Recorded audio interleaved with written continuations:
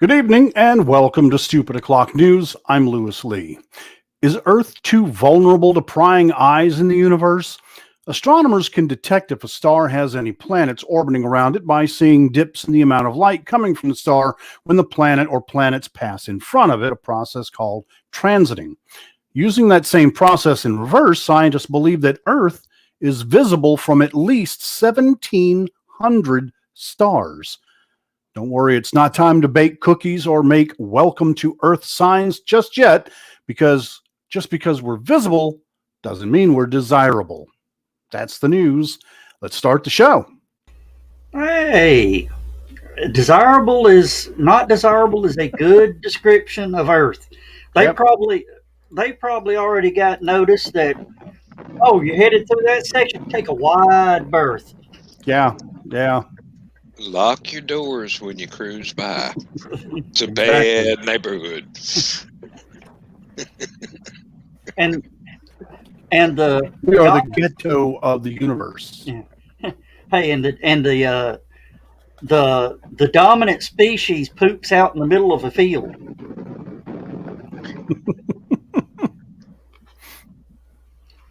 No, actually, no, they use a box, but we have to clean up after them. Yeah. Carl says, we don't want any notice. Keep your head low. And hey, Grant, how are you doing today? No, I said the dominant species poops out in the field. Yeah, because they're always, messing with the cows. Cow tipping, what a hobby. Well, I just got to thinking of it. If they're always going after the cows, maybe they're descendant of whatever a cow was. They evolved from a cow. Ooh. That would make the big BP mothers. Yeah. And I don't know what I happened. believe is the right way to pronounce it. I've been trying to click on one of the Facebook channels to get it to play up so I can do comments and stuff like that. Yeah. And it won't play. So apparently There's a Facebook. Well, I've tried two different ones. Facebook has done an update. Yeah, they're bad. I have lost all the quick and easy links to all my Uncle Carl links and everything disappeared. You can go to a groups tab up there in that column and click on it, but then you only see posts from the group instead of your news feed. You've redecorated. I don't like it. I hope Mark Zuckerberg wakes up in that spaceship that Amazon is sending up with their owner, and they're all duct taped to the seats, and there's a digital readout on the dash in front of them that's slowly counting down as they're orbiting the Earth.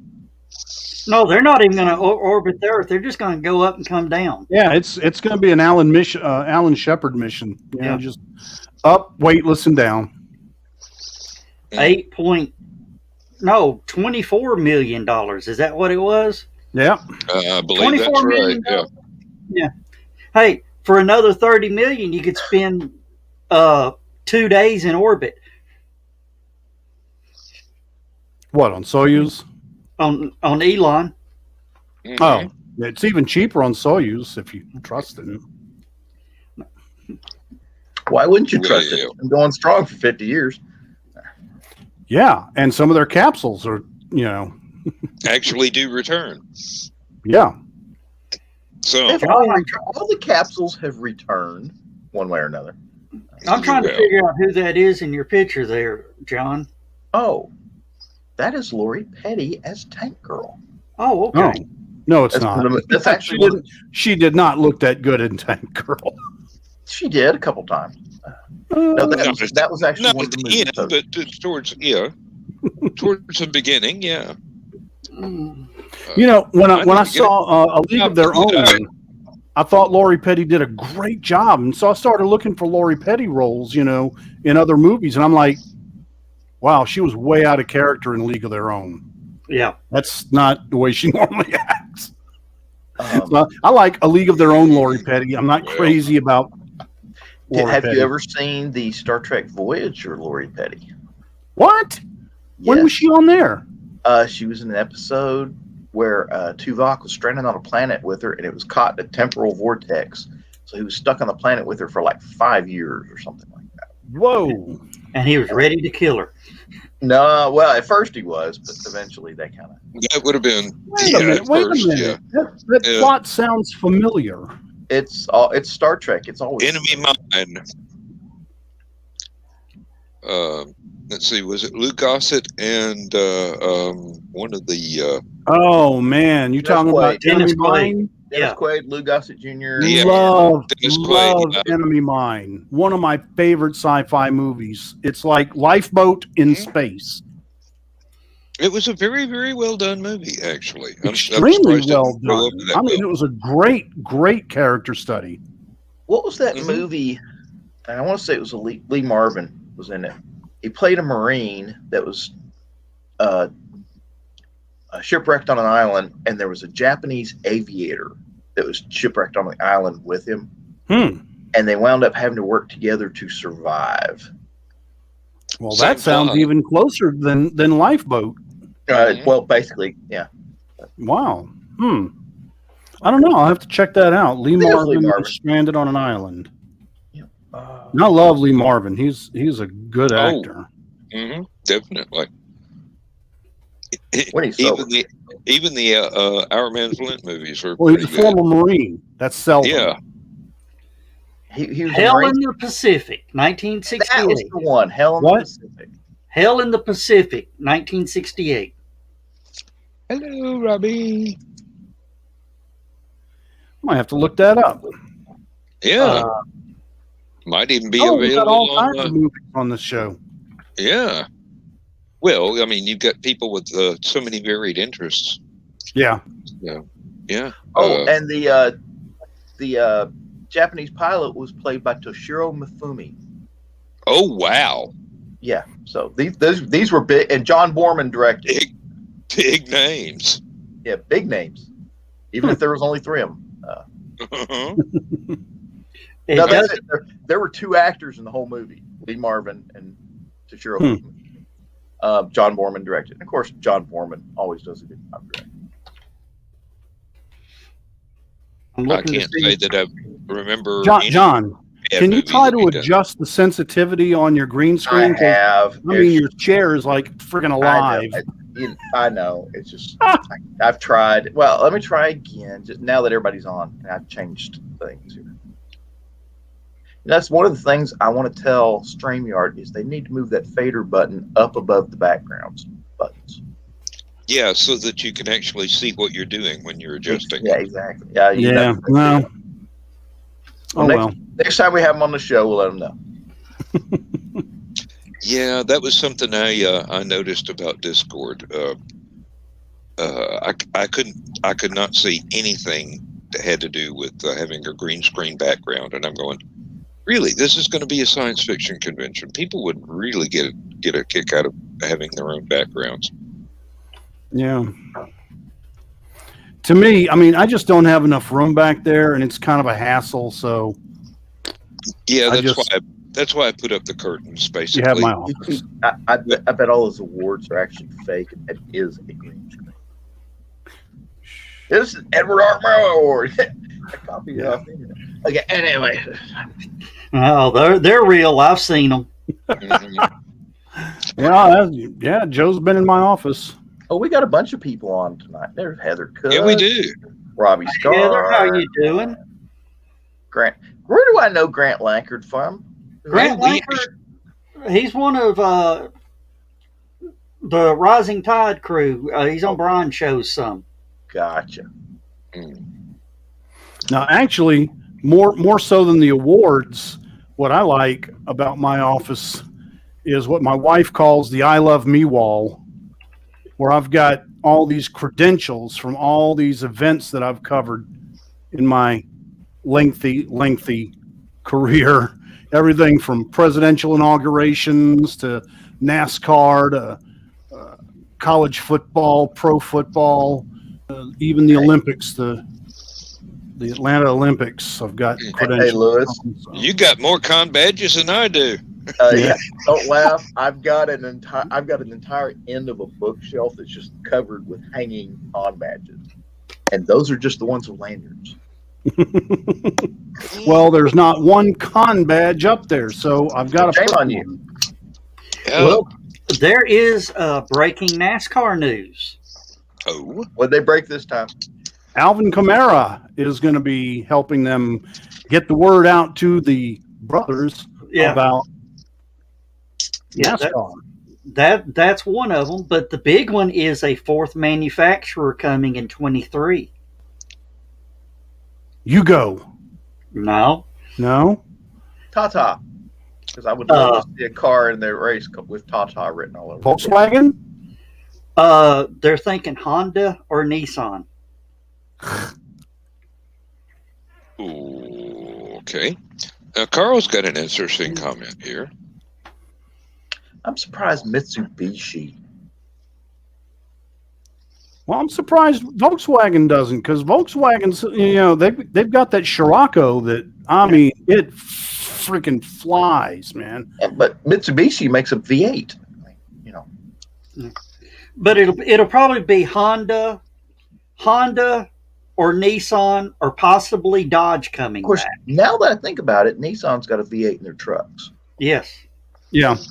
We had a Titan that had a V8. Sucked.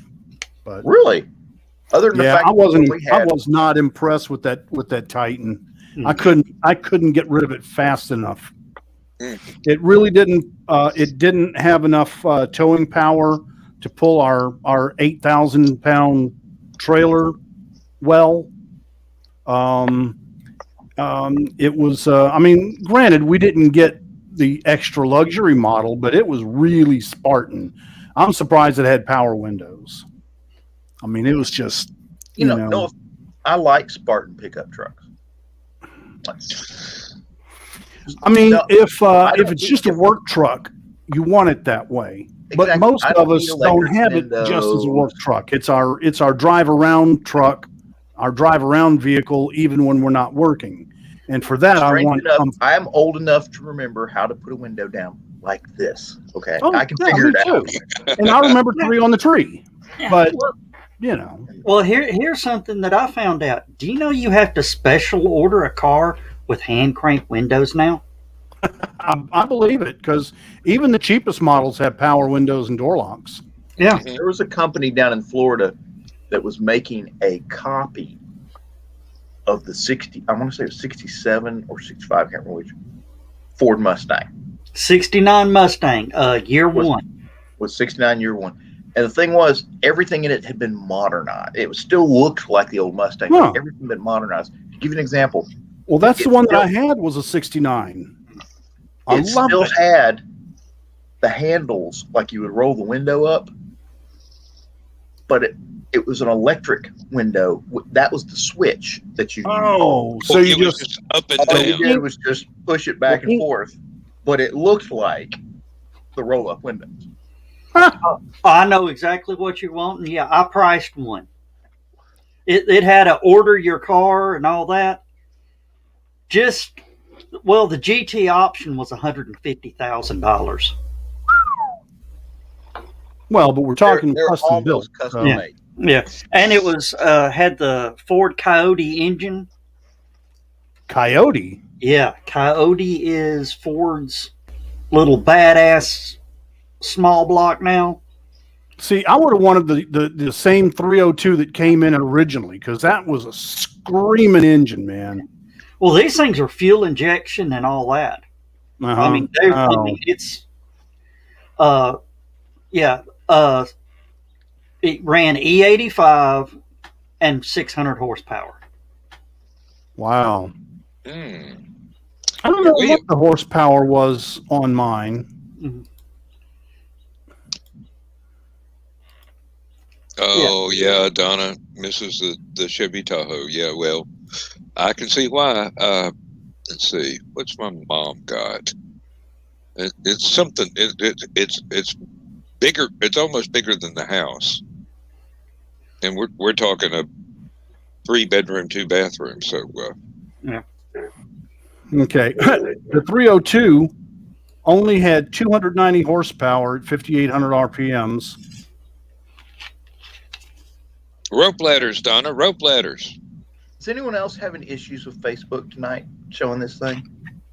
I don't know. I'm not watching it on Facebook. So Carl says, "Hey, he got her a step stool." yeah, that helps a lot after you leave the house, Carl. You need one of those fire escape ladders bolted to the edge of the seat. You just throw it out when the door is open and reel it back up. No.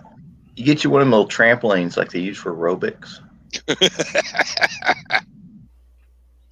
John, it is you. Is it just me? Yeah, it's just you. It's playing on mine. It plays on mine for about 3 seconds and then shuts off. No, it's still going on mine. Have it the foggiest. Facebook doesn't like me tonight. That's okay. I don't like them either. And Bill Sartain said he had to leave for a family emergency, and he'll try and get back. Oh, okay. Speaking of family emergency, have you guys heard about Kevin Spiegel's wife being in that condo in Surfside? I saw that earlier today. Oh, I just read that just before I came on, and I'm There's the only thing was one confirmed dead and 99 missing. Kevin Spiegel used to be a CEO over at Erlanger Hospital here in California. Oh, Right. okay. Yeah, he was CEO when I used to do all the videos over there. And his wife is missing in what apparently they got a condo down there, and his wife was in there. And Yeah, well, they live in that building. Was one of the 99 missing. Yeah. Hmm. And they've got no clue what happened either, do they? It just No. But you know what was interesting? I was watching NBC News tonight, and one of the reporters was doing a story on the building, and they said that in the 90s, that building was sinking 2 millimeters a year. And here's the interesting part. They said, we don't know if it was still sinking. I'm like, if a building is sinking measurably, you don't stop measuring. Mm-hmm. Yeah. Apparently, they stopped measuring. The Leaning Tower of Pisa has been leaning for 500 years. They still measure every single year to see if there's a change. At least. They quit measuring the sinking of this condo with 134 units? They measure it every month. Oh, yeah. Oh, that sounds, yeah. And regularly. And besides, Florida doesn't have shit for bedrock. I mean, there's no. It's not like here where we're right sitting on the the foothills of Stone Mountain 6 feet underground. Yeah, I mean, it's right there on the beach. That was the whole thing about this condo, was it was beachfront. What you want to bet it was a sinkhole? Yeah, well, that's what my wife said immediately. She says, "Oh God, I bet it was a sinkhole." From the photograph. I mean, it's just the building. One wing just went, and then the other one came in behind. And then another one came down right after it. Oh Lord, I didn't even see that.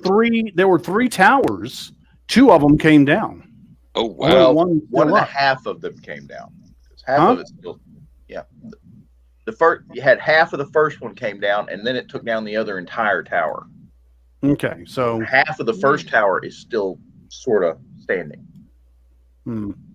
Yeah, the whole thing's going to be condemned. Oh, big time. Oh yeah, the whole building's going to come down. Yeah. Yeah. Whether it's controlled an implosion or by itself. Yeah, eventually. Well, I think right now somebody running a Honda Civic into the bottom of it would probably take it the rest of the way down. Can you imagine? For those of you who are not familiar with that sort of thing, can you imagine how difficult it is to get in there with like backhoes, cranes, and stuff like that? Oh God, yeah. Knowing that what's left of the building can come down at any moment. So. And that's the really scary part. They don't know what brought it down. Well, we don't know what brought it down yet. They may already know. That's true. Aren't telling us because they're arresting people. But or there's. Well, I'm hoping there's nothing nefarious involved. I hope it's just a sinkhole. Yeah, that's what I'm hoping too. I'm sort of sitting here pulling stuff up right now. It's bad. I mean, it looks like it was bombed out. Well, it reminds me of the Murrah building. That's what I was about. The whole front of it slid off. Yeah. Yeah, and you got all these exposed floors. I mean, it was 12 stories tall, man. That's a lot of rubble. Yeah. Yeah, it is. No wonder there's 99 people missing. I'm surprised there's not more. There's 134 units in the entire complex. So you figure if half of it came down, that's, and you figure at least 1 or 2 people per unit. John, Now, from what I understand, huh? It's in go right Miami. It's in Oh, Miami, it's the Florida. Champlain Towers in Surfside, Miami. Surfside, Just Florida. north part of Miami.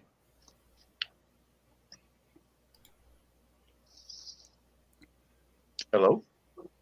Hello. I forgot what I was saying.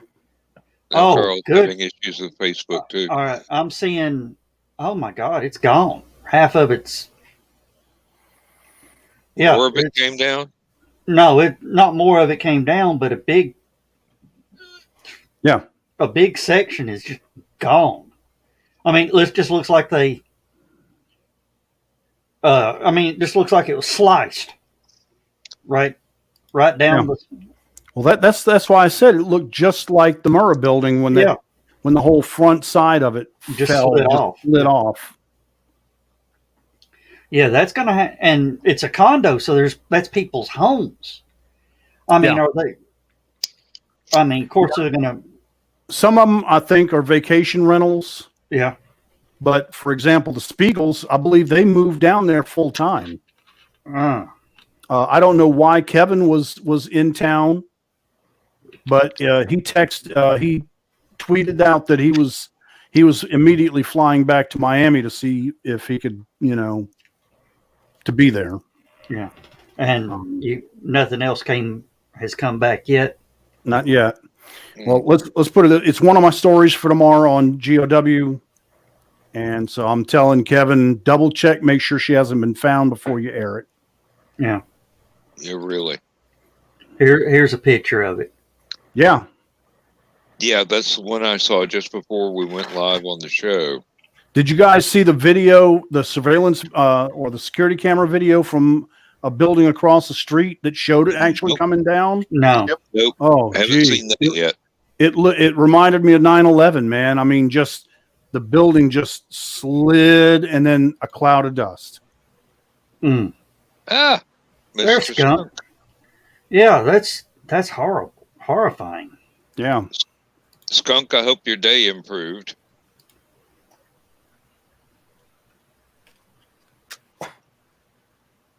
And no, it didn't, huh? No, it didn't. I don't know. Yeah. I had to sit there for 20 minutes and consider whether or not I wanted to be here. All right. Oh, I saw the video. I understand. Yeah, it got worse. Anyway, it got worse. Ooh. Talk about it. Yeah. So, all right, we'll roll on back to where we were. So it sort of reminded you of 9/11. So it collapsed from the top down. No. Okay. No, it looked like some of the lower floors may have given way, if I remember correctly. Oh, and it just sort of pulled it down. Yeah. Yeah. I hope this isn't another case of 1950s mafia cement. No, it was built in the 1980s, so it's 1980s mafia cement. Yeah. Oh, okay. Yeah. So you see, there's 99 people missing, but they're going to find 108 bodies because some of them were already in the cement. All right, we may finally find Jimmy Hoffa. No, they ain't never find Hoffa. No, I think if he wasn't in the end zone, they ain't gonna find him. Well, what was that movie that had De Niro playing Hoffa? Have you seen it? I think that was Hoffa. No, it wasn't De Niro though. Wasn't that Jack Nicholson played him? Oh yeah, you're right. De Niro. Yeah, they said they cremated him. I heard they dropped him in an acid bath. You're talking about The Irishman. The Irishman, yeah. Yeah. Was that De Niro? Yes. It was Okay. De Niro. Then Hoffa. Well, no. Al Pacino played Hoffa. De Niro was the main character, or the truck driver guy. Oh, okay. Okay. And then you had the one with Jack Nicholson and Danny DeVito. It was pretty good. Jack Nicholson played Hoffa, and Danny DeVito played his sidekick with the gun. That would be his lieutenant. Yeah. Something like that. It was supposed to be a composite of all the lieutenants put together. Yeah. Carl is saying Facebook won't play the show. Let me roll back here. It's still running here on my side. And it just showed up to where I said that. Playing on mine. For some reason, it'll only play for like 3 seconds on mine and then shut off. It says, sorry, we're having trouble playing this video. Learn more. And Josh Kemp is watching, so thank you, Josh. It By the might way, depend on which channel. Yeah. By the way, Josh, which channel are you watching? We're on Joe McKeel's personal page. Now let me scroll down and see if it's playing on the Stupid O'Clock page. Yeah, it is running on the Stupid page. Yeah, it's running on the Stupid O'Clock page also. Josh, I think y'all just didn't pay for Facebook this month. Probably. Either that or y'all didn't pay Facebook and buy anything off their ads. So they're. Well, that's how you pay for Facebook. I'm gonna. In all fairness, Facebook did get my money today. Okay. For what? It was only like 69 cents, but they got it. Because I donated to a fundraiser for my friend Megan. Her cat is really sick. And so it's to help with the vet bills. So. That's commendable. Okay, Grant's watching on my page. All right. Okay. And I mean, I would link it here, but no, I'll do it anyway. Who cares? Yeah, link it because, hey, maybe help. I will tell you something about the Facebook community. I will say something good. When Big Dog was sick and we had to make that final decision, we didn't have the money to pay for the vet for the vet to come out. You people on Facebook donated so much money that we actually paid for that, had money left over to give her a nice. We bought some stuff to put around her grave in the backyard. So, By the way, I posted the link in the chat, but it said it can't post comments to some destination, so I put it up as a banner as well. Okay. That's for my friend Megan and her kitty Katniss. And right now she's raised $75, but the goal is $1,200. So every little bit helps. Yeah, medical bills in the United States are just as bad for animals as they are for humans. Yeah. Yeah. Sometimes worse. Tell me about it. It's got so bad that some of the insurance companies are offering pet insurance now. Pet medical insurance. Yeah.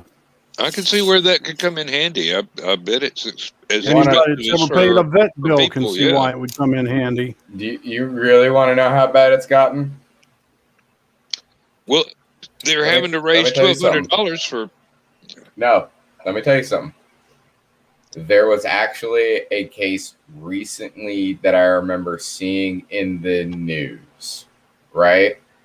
That an insurance company, when somebody said, hey, you didn't cover this, right? You didn't cover this, and this is a lot of bills. Like, I'm not going to be able to afford this. I thought you were giving me coverage on this.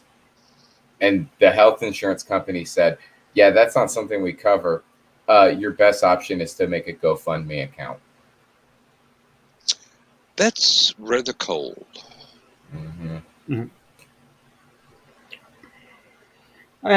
John Hans threw something up here. Said discussion question here tonight. Thought he would share. See some of our responses.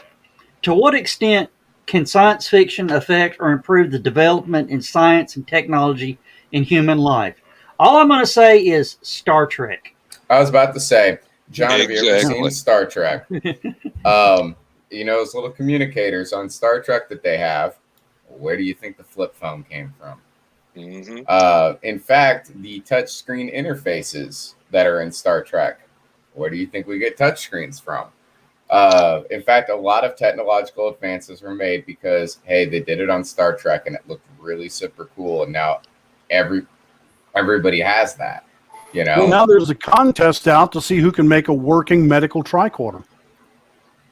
Yeah. And I wanted to say, alongside what Skunk was saying, Captain Picard had an iPad. I mean, basically, it wasn't that Everybody brand, on Next but- Generation had a pad.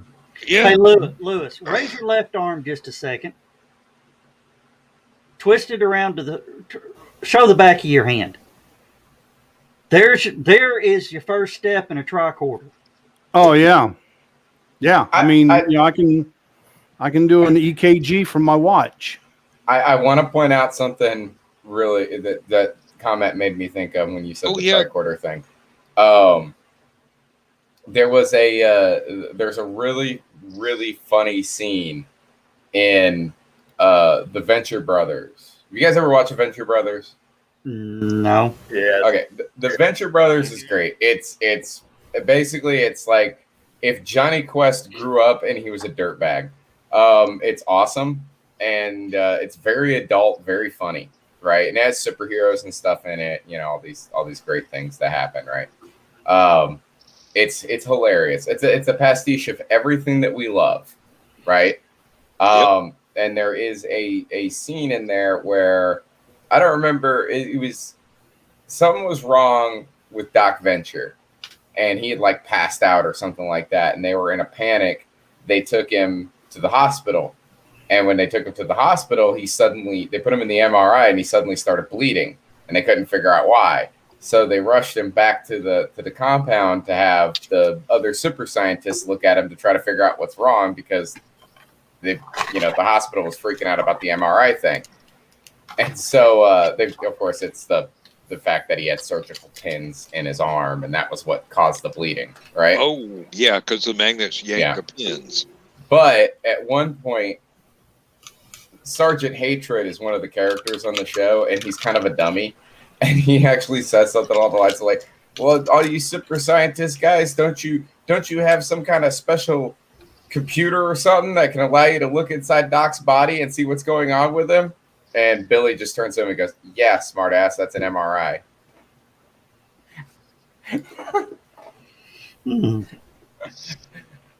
Well, that's what I'm saying. Like, we kind of already have that technology. It's just, it's room-sized right now. It's room-sized right now. One day it won't be room-sized. Remember, computers back in the 60s were room-sized. Now, I don't have my... Wait, here. I got an example right here. Look, you see this right here? See this? This is my cell phone, right? This is my cell phone. Okay, I got a little skunk art on there and stuff. This has more computing power than NASA did back in the 60s, right? This has more computing power in my hand than NASA did in the 60s. NASA put a man on the moon. And yeah, I can text a butt to somebody. That's all I can do with this thing. I've got Photoshop on here. I can put somebody on Jupiter. Yeah, it's briefly. John, you muted. I like him better that way. I love the way Skunk said that to us. Sorry, man. I love the way Skunk said that to us, like we don't know what a slide rule is. Yeah. Oh, we had all the computers in the factory turned off day before yesterday for a transformer blew up. So everything went out. And I'm sitting there going, if I could remember what drawer my slide rule was in at home, I could still do this algebra. Yeah, Grant says technology in real life is way more boring than in sci-fi. Well, yeah, until it catches up. Well, but yeah, that's the thing. It's the same concept, Lewis, is when they say, if you build a better mousetrap, they'll make a better mouse. It's the same thing. Real life will catch up with sci-fi, and then there will be something else out there that will be the next thing. Did you guys see the hover bike in New York City? Hover bike? No. Yeah, there was a guy on a hover bike flying around New York City. It was basically a big quadcopter, like drone style thing, but with it looked like a dirt bike chassis, and he was just flying around Times Square. The first thing I thought was, I need a paintball gun. There was a police force, and I want to, was it Dubai? That their police went and got those hover bikes. Yeah. And the first thing I said is, how the hell is he going to get off that hover bike? It goes from hover bike to Cuisinart in about half a second. Okay. Yeah. Really? But you guys got to understand, right now, we have hover bikes. Flying cars are just around the corner. And then transporters. Well, we've had flying cars, but none of them have been practical or, But that's what I'm saying. These are practical-ish. Yeah. Obviously, you're not going to be able to, get on your hover bike and do a cross-country trip without having to stop 10,000 times to recharge the battery. But this is the very beginning. The very first cars couldn't do that either. True. Heck, the first locomotives could only go 15 miles before they had to add more water. Yeah.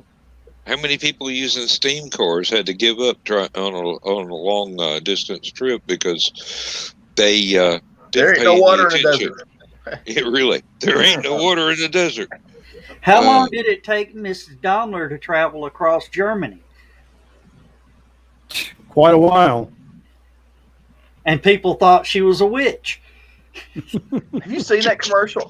Yeah, I love that commercial. That was so cool. I mean, because Mercedes really did invent the car. Yeah. Well, Benz. Yep.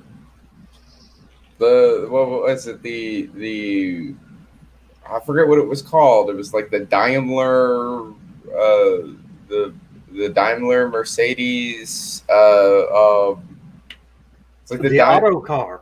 Yeah. Well, it was auto wagon because it was Germany. They called it a wagon. Yeah. But they didn't use car. They did not use car. Car came later. They always referred to it was in German. At first they were called horses. Farfignugens. Yeah.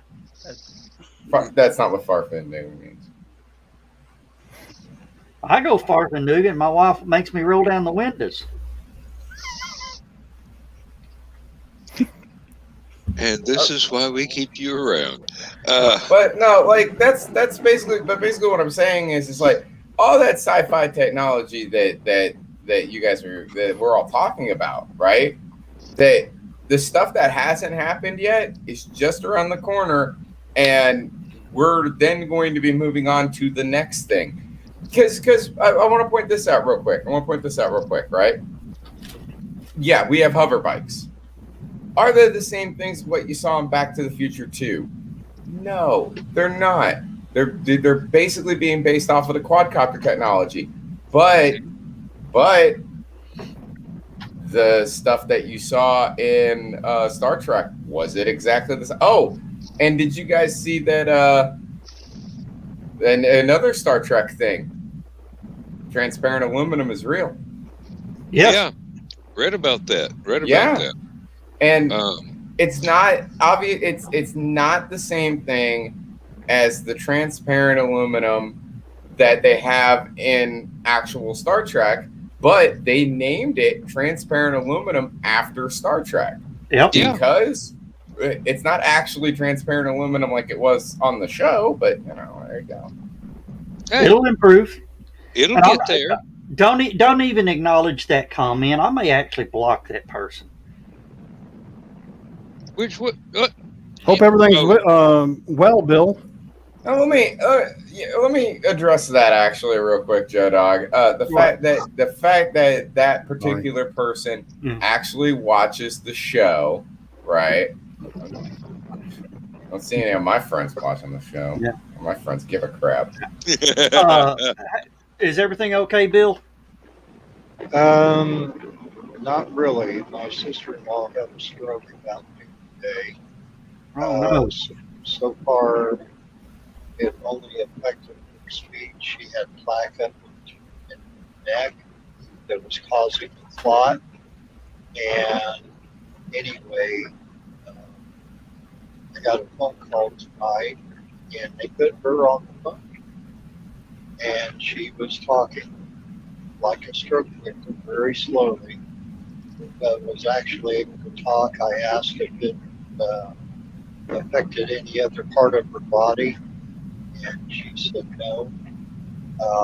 They're hoping that they got to it. There's going to be thank you, Carl. There's going to be a neuro specialist to come see her tomorrow, but right now they have her on. I'm guessing it's like some super blood thinners for trying to take the blood down. So, yeah, I appreciate anybody's prayers. You got a load coming from this direction. Yeah, really. She is probably not much older than Skunk and is a double amputee. She's been diabetic now for about 15 years. She is also suffering kidney failure right now. So whenever I get feeling bad about something I'm going through, I think about my sister. And that kind of slaps some sense in me. And Josh is saying he's sending prayers for you and her. Thank you. And Josh is a friend of mine. I'm sharing the show tonight on both of my pages. Oh, okay. And if he is down there by Foster's, Alabama, close to Tuscaloosa. And good friend of mine, and very intelligent about anything. And Carly's saying, "Ever be with her." Thank you. Oh. But anyway, I didn't mean to bring this down, but it was just God. it kind of come don't on worry all about of a it. sudden. Yeah, really, things do that. Life has a way of smacking you upside the head every once in a while. Exactly. I'm just clearing some stuff, and it's still running on my stream, so I'm gonna go ahead and shut that down on my Facebook page. So the Got some extra bandwidth. Yeah. Now let me see. What was John here? What do you think the main reasons for the popularity of science fiction, and to what extent has the film industry aided in popularizing the genre? Well, it's always been escapism. We're looking at science fiction. It's always okay. Wait a minute. Let me put this into two different categories, right? Because it's escapism, but you have two different kinds of sci-fi. You have fantastical sci-fi, and then you have horror sci-fi, right? And in both cases, it's the same. It's the escaping from our current reality and looking at what the future might hold, both in a positive and negative light, depending on which way you look at it. And either way, it's escapism. It's either reality, or like you said before, our reality is currently boring, right? And the eventually, like Lewis was saying, technology will catch up, but then there will be something new that we haven't thought up yet, that when we have that catch up in technology, some sci-fi writer will have invented, and that'll be the next new thing of like, ooh, I'd like that. That seems cool. Let's do that sort of thing. You know what I'm saying? I believe in that particular case, right? That's exactly it. And that's with any genre. That's not just sci-fi. Oh, it's with history too. The law of unintended consequences. Henry Ford did not intend for the automobile to be used for courting couples to get out from under mom and daddy's observant eye in the parlor, but that's what happened, and indirectly That's why he it led took to the the back seat sexual out. revolution. But But he was Ford was the one responsible for making it affordable for those couples to go out and court in public, and that to where you had Chevrolet and Dodge Brothers and all these other ones that were making the vehicles that cost 3 times the amount at the time. Because they were making them one at a time by hand. Exactly. it was the assembly line concept Yeah. that he borrowed from Eli Whitney. Back during, what was it, the Civil War? Before Civil War. Oh, it might have been the Revolutionary War. Yeah, and the thing of you've got to have a line to make the parts that you can make the parts, and then you've got this assembly line of everybody putting the parts together quickly. Everybody's got one task. They do it over and over again, and that led to my life.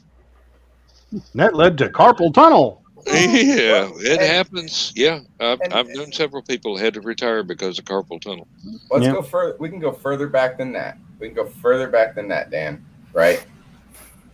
The first Homo sapiens invented tools to make their lives easier, to do things like hunt animals and to cook food and to build shelter.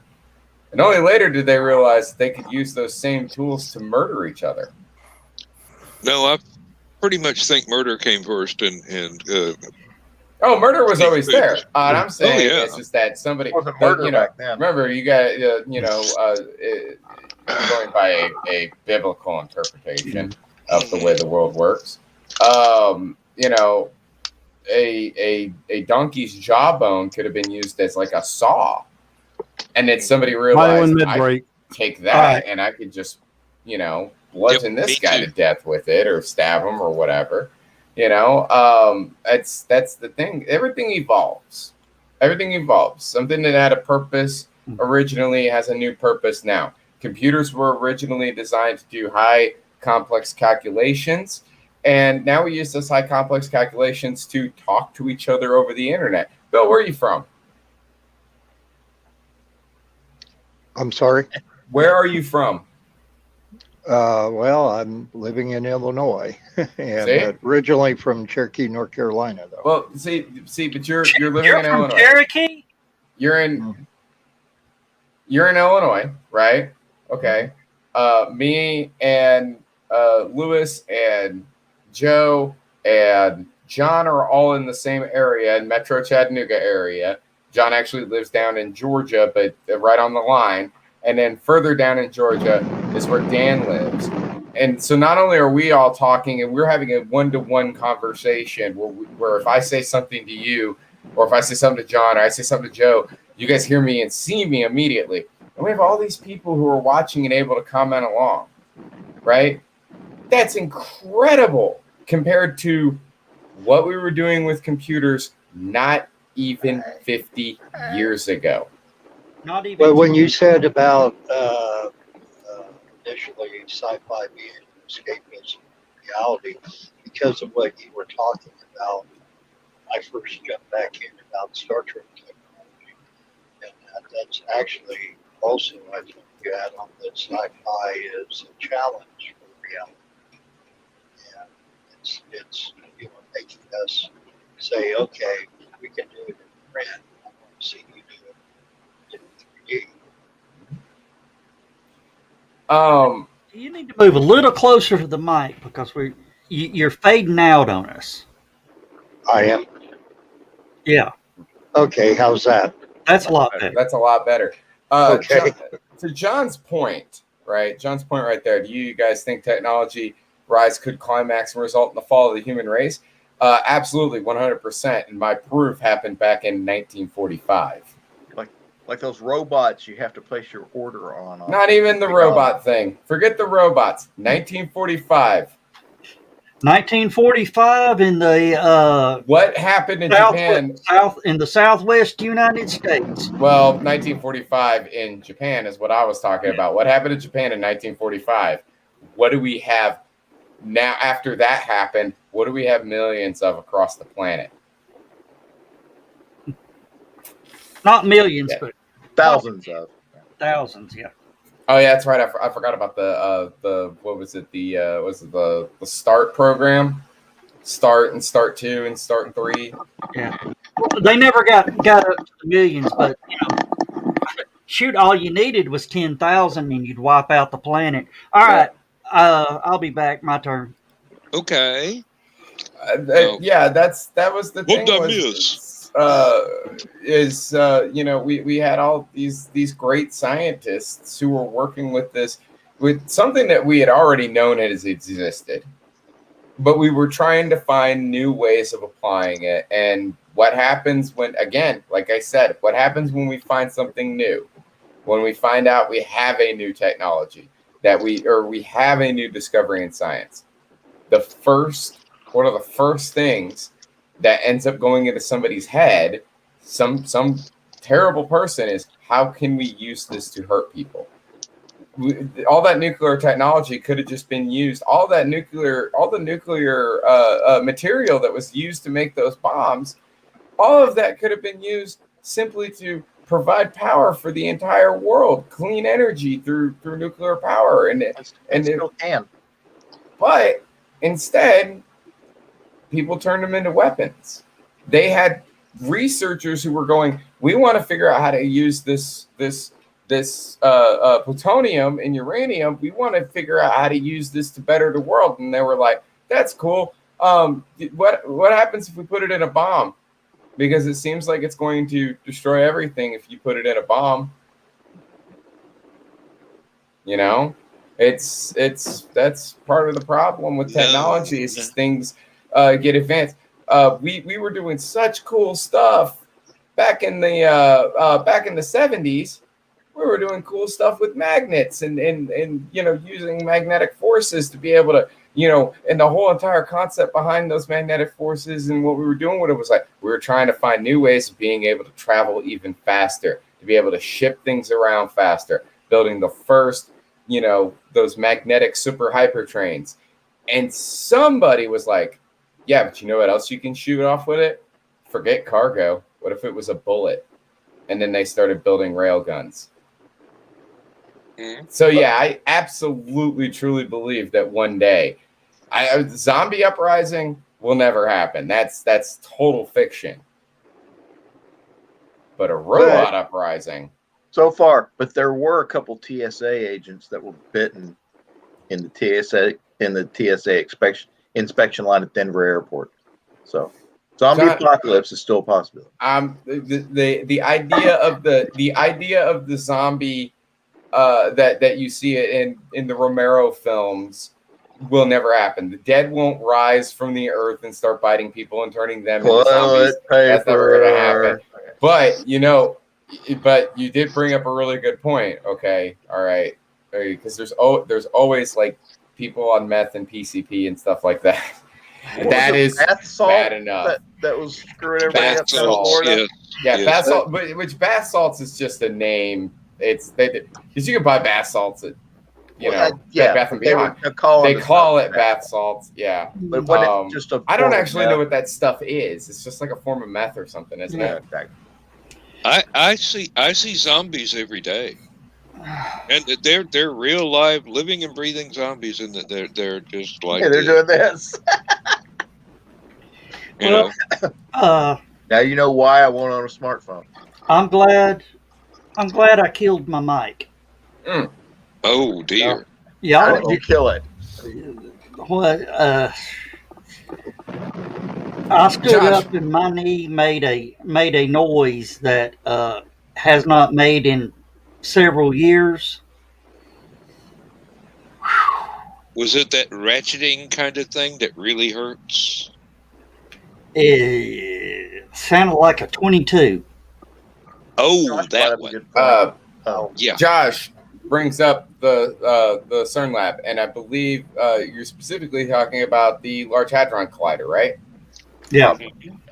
That the fears around the Large Hadron Collider were so unsubstantiated. That was a lot of Maybe. fear mongering. There was a lot of fear mongering going on. Okay. Yeah, I know. What people turn it Particle into smashing nice is science not fiction this. stories too. Particle smashing is not the same thing as nuclear fission or nuclear fusion. It's not the same thing. People are freaking out about nothing. Okay, that is purely research. And it wasn't going to be dangerous or anything like that. Yes, it used a lot of power, but it wasn't going to be dangerous. The Large Hadron Collider are it's the Large Hadron Collider is it's important for us to be able to understand quantum physics and the way that our particles, the particles that make up the entire universe, how they work. If we understand that stuff better, then we can get those advancements in technology. Like I said, we're already on our way to hover cars. Transporters are next. If we figure out this stuff, we could have transporters. Now, here's the really scary thought, though. And this is something that I've seen it in horror movies, sci-fi horror films. Again, sci-fi horror films. When are we going to, if we do end up making the ability of being able to take part of something and move it somewhere else, when is somebody going to turn that into a weapon? Immediately. Exactly.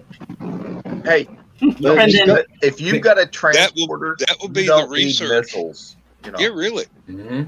If you got a transporter, you don't need bombers, you don't need rockets. You just teleport your bomb to Bob, wherever you and want. everybody's standing around at their military base. All of a sudden, they hear, bzzz, they turn around. There's a damn warhead laying there on the ground. And you don't even you guys are thinking you guys are thinking way too much about it too, because it's already been in sci-fi. They didn't even use a bomb. They transported, the whole entire thing. The enemy of my enemy is my friend. Well, what if you have two enemies? Why don't you make them be friends and put them together and see what happens? Take the base of one enemy and put it inside the base of the other one. They already did it in season 3 of Rick and Morty. Because they transported the entire Citadel of Ricks directly into the Galactic Federation headquarters and merged the two together, which caused a gigantic explosion and hundreds of deaths. And then the people that were left after that happened, that were still alive, started fighting each other because they didn't know what the heck was going on. That's what you do. Why send a bomb? Think about that for a minute. If you had the access to that kind of technology, right, where you could just kill two birds with one stone, just take all of your enemies in one place and transport them and put them in another place. Even worse. Put them on top of your other enemies. You could transport part of the sun and drop it in your enemy's city. Right. All you need is about 1 square foot of the surface of the sun, and you've got something bigger and more horrific than any nuclear weapon ever conceived. And there's all the covert stuff you could do too, like pulling out the base of a hydroelectric dam. Oh, and I have a a chunk of it with your teleporter, and let nature do the rest. It's a technically fictional, non-fiction example of something you can do with teleporters too.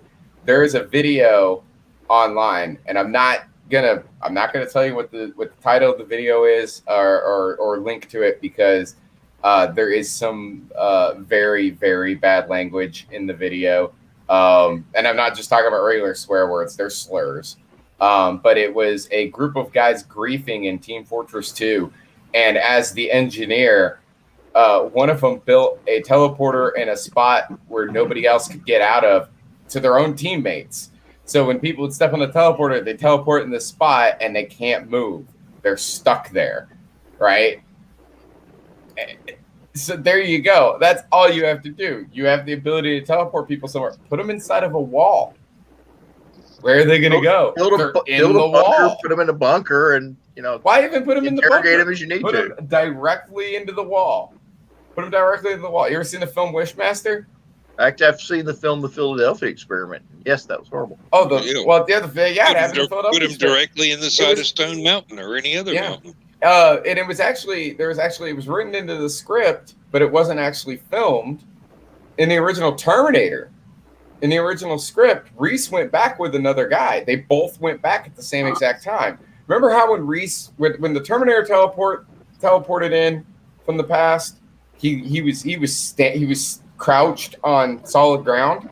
Well, in a little crater.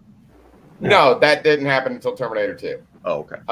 This got retconned in Terminator 2, but in the original there was no crater. The Terminator just shows up. He's on flat, solid ground, and he's crouching. Right. When Reese shows up, he falls out of the sky, and it's implied.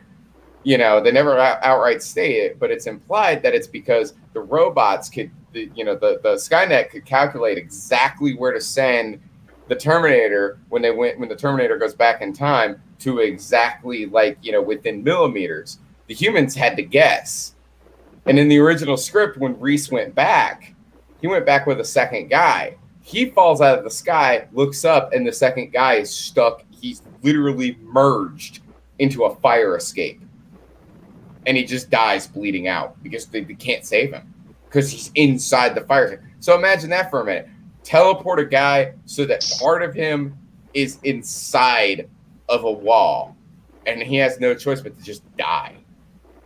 Now, here's another one for you. You know how the Russians have been poisoning people with nerve gas? I mean, so did we, but go on. Okay. Well, using it for assassinations and stuff. But imagine being able to send just a small drop of nerve gas into someone's circulatory system. Oh, hey, you don't even need to do that. You don't even need to do that. You can give somebody the bends by just teleporting in enough inert gas into their bloodstream. Think about this, guys. Think about this.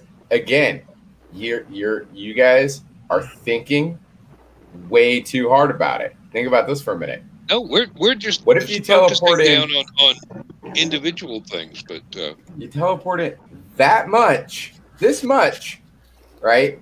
Just tiny little bit, tiny bit of a vacuum. Oh yeah, negative space inside of someone's heart. So it just goes. You could give somebody an embolism instantaneously. You could collapse a lung. Yep.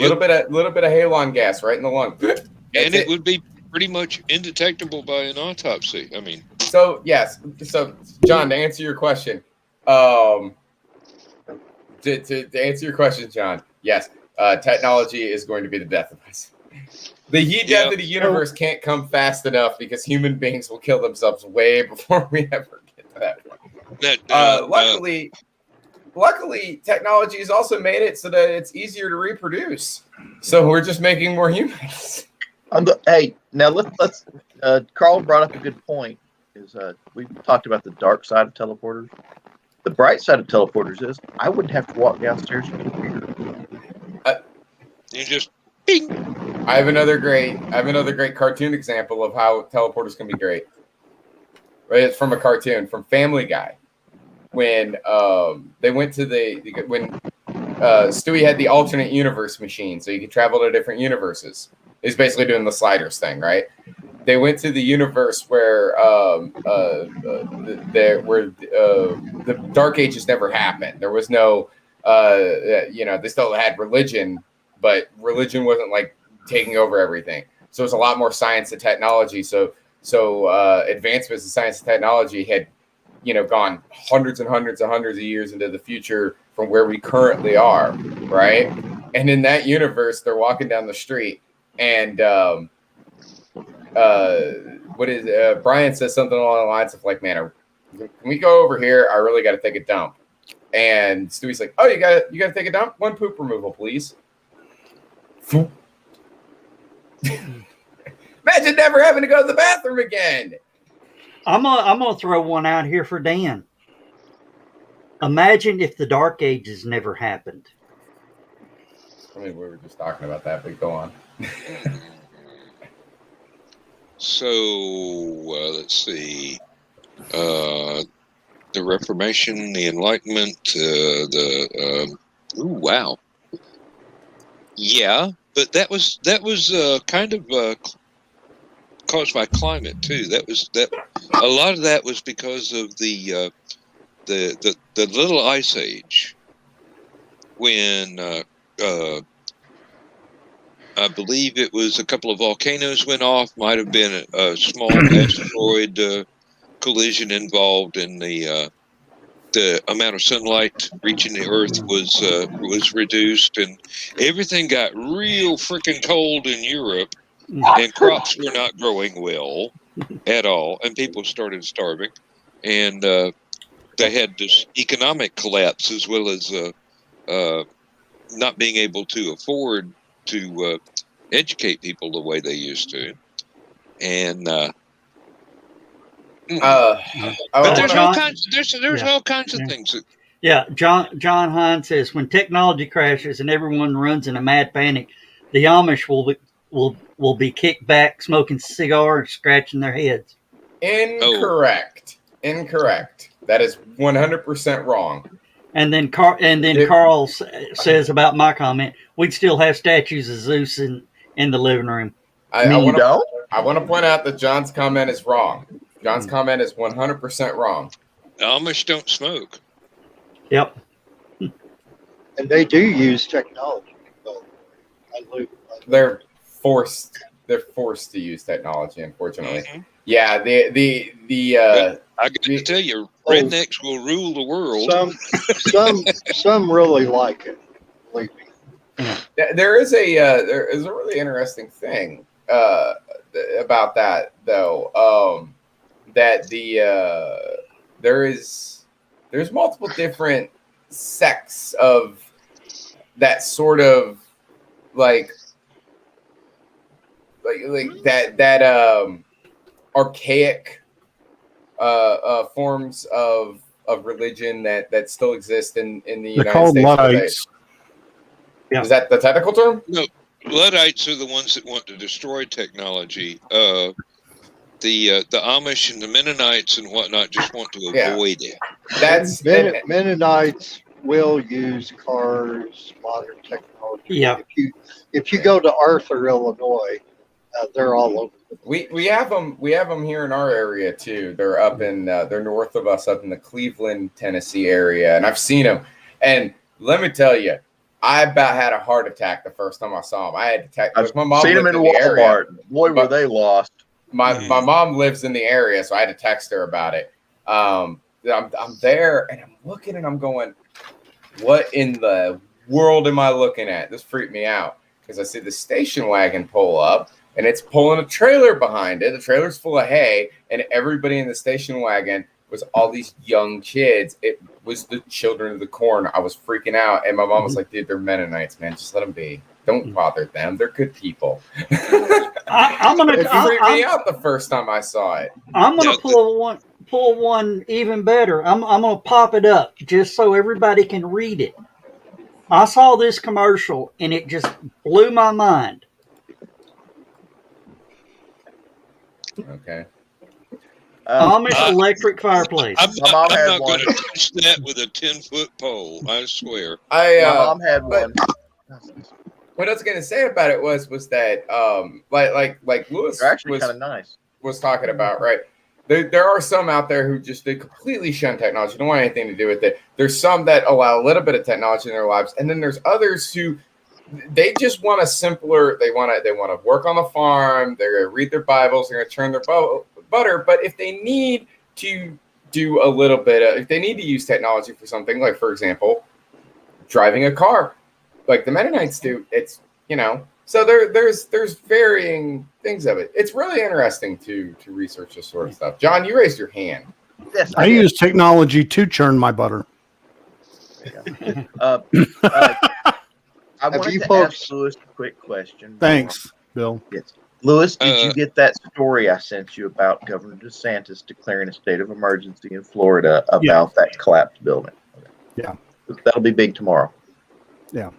Or it'll be big in like 45 minutes. Well, the thing is when I'm writing for GOW, I don't do national stories, only if there's a local connection, like today with Judy, Siegel being involved in it. But yeah, we have national news for 2 minutes before our local news. So the national news is already going to hit that. So I would be redundant if I did the story, but thanks for looking out for me. Now let me address this. John, are you meaning my van with the extra fog lights on the roof and the radio and the trailer hitch and all this other stuff? Hey, John, that's just how everybody drove around back in the 70s.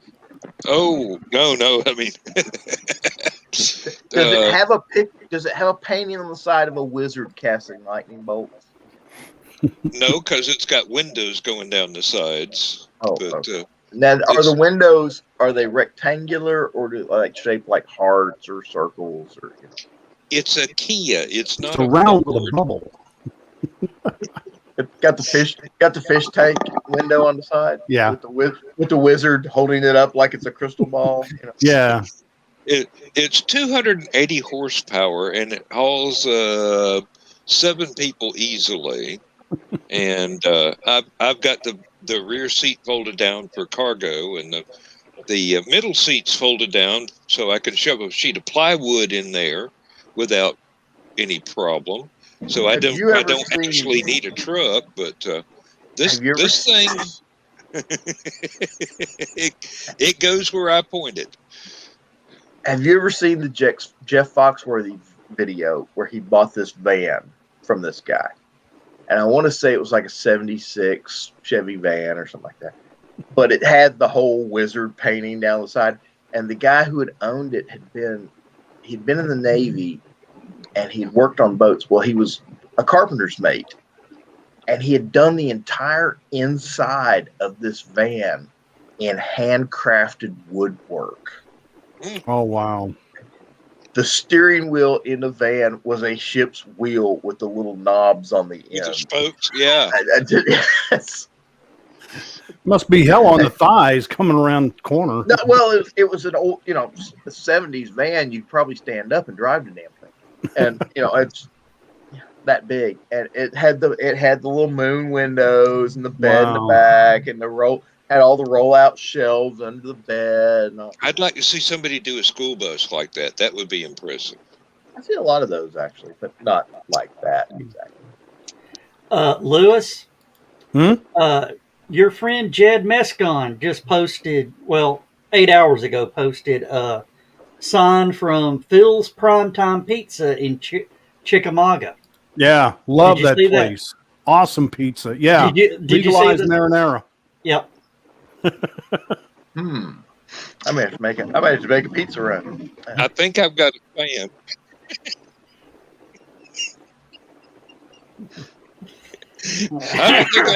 I don't think I go that far, John. But it's not exactly the zombie apocalypse bug out van. When it comes out of the garage, do you hear the Ride of the Valkyries playing in the background? That's all I want to know. I'll tell you exactly my dream car. Have you ever seen Damnation Alley? Yeah. The Roadmaster. Yes. Exactly. That's what I want. With the rocket launchers and the machine guns and everything else. And the articulated waist where you can where you make a tight turn.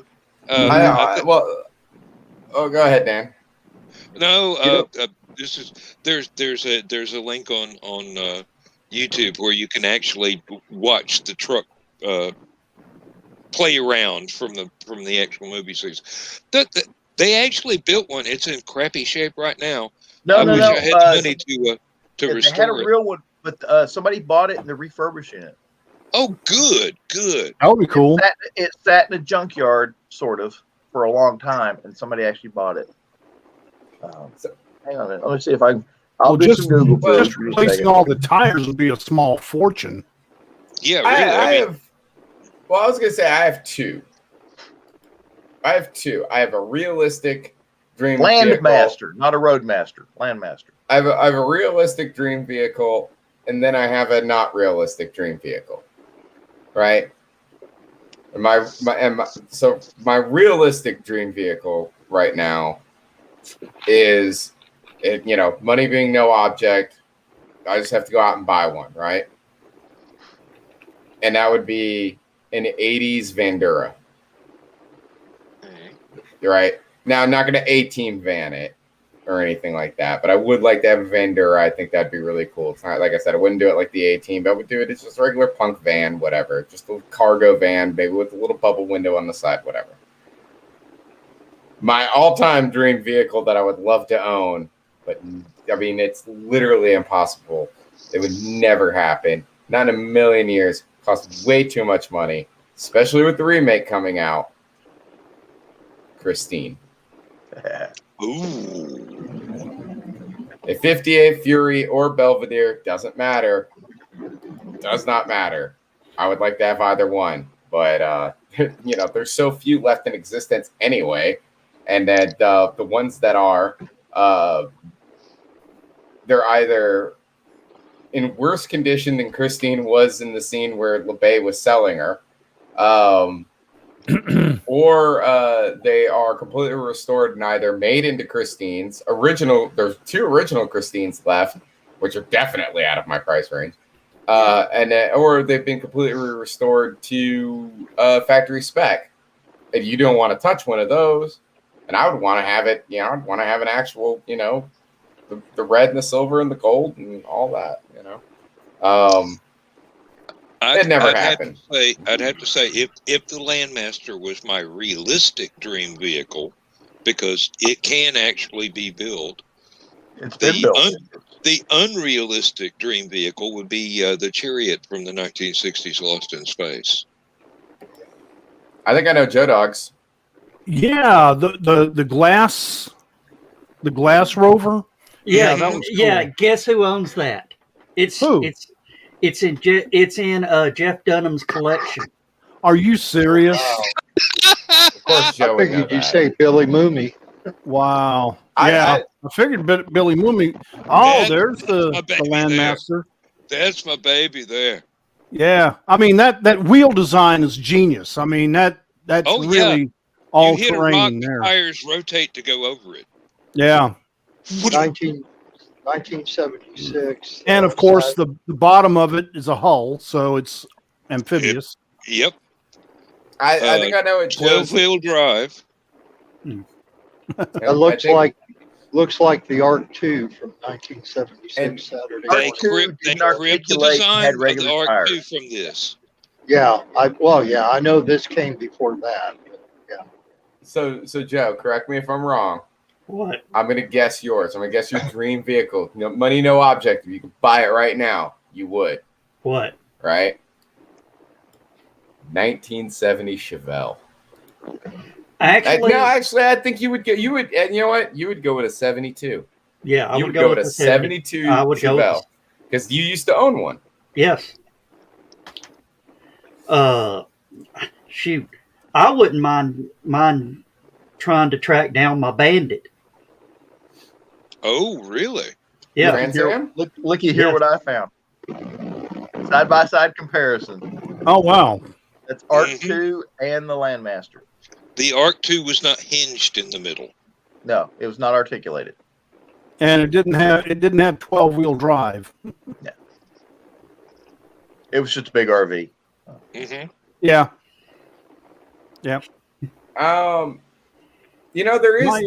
There is one vehicle that hasn't come out yet that I really do want, and I don't care if I get made fun of. I don't care.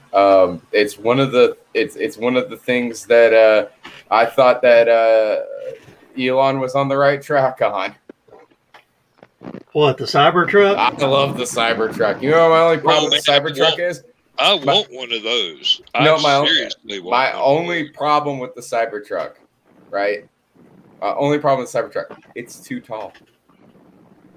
The plan is to reduce it by 10% because it won't fit through certain areas. I don't even care about that part, right? I don't even care about that part. Okay, we're talking about future vehicles, okay? When I grew up on cyberpunk film, right, and we're talking about stuff like you're talking about stuff like Time Cop and Demolition Man and Blade Runner and Back to the Future and stuff like that. That had that atmosphere that the future is going to be super 80s, super punk rock, right? And that's what the Cybertruck that was based off of those designs. What did all those movies have in common?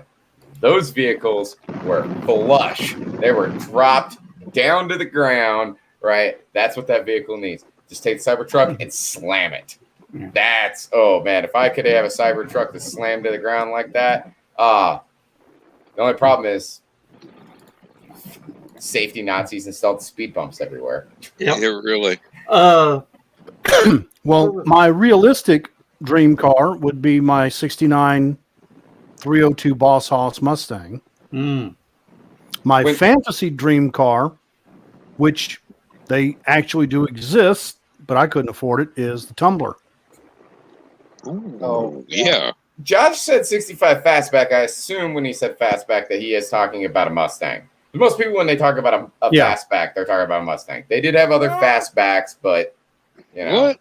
Skyflowers. Skyflowers. Skyflowers. Oh, okay. That is dead reckoning. Well, what is that from? What was it, City of the Dead? Romero movie? I was about to say that's from it's not City of the Dead, it's Land of the Dead. Land of the Dead. Land of the Dead. Right. That's why I was looking at it. I was like, is that not that truck from Land of the Dead? It's weird seeing it in daytime. It is, because the whole movie they shot at night, so you never got to see it during the day. You see it during the day, and it's like, that's it. I mean, if we're gonna talk about vehicles I can't possibly drive, if we're talking about dream vehicles I can't possibly drive, I think Joe Doc knows what semi truck I want. Probably the dual truck. Joe, you take that back. You know. Overdrive. Yeah. The Green Goblin Western Star. Well, I know where the Green Goblin. I know you do. And actually, his cousin will be part of our volunteer staff at HallowCon this year. Now, you know what? I think that because that's a realistic one. I could probably, if I had the money. That's my dream vehicle right there. If I had the money, I could probably get a Western Star, and I could probably convince that dude, like, hey, I've got a Western Star. I know how to drive it. I'm going to get I want to buy the Green Goblin face off you, restore it, and put it on there, and remake, and even get the Happy Toys trailer and do all of that. Realistically, money-wise, I could actually do that. But if we want to talk about a vehicle that I don't have a CDL, so I wouldn't be able to drive it, and unrealistically, I could never get, right? If I remember correctly, I could look it up, but I'm not going to. I know which vehicle you want, but you can't get. It would be. It doesn't have cockroaches in it. Anyway, no, I was gonna say, I believe if I remember correctly, it's an international. I believe it's an international harvester. No, it could be a Mack. I don't remember. I think it's an international harvester, though, right? But specifically, the one from Mad Max 2, the Road Warrior. Was that it? Because that truck had an air starter. I think that would make it. I don't know if it's a Mack. Well, let's look it up. Well, okay, all right, yeah, all right. We're on that now. imcbb.org and the Road Warrior. And now that I think about it, it was Australia. It could have been a Ford. Yeah. I will find it. There's a lot of pictures I have to look through. It's not an Avenger. It's not a Dodge. Not a Kawasaki. It's not made for the movie. Not Tata. No. I don't even see Mac on here. I'm going back to Ford. Nope.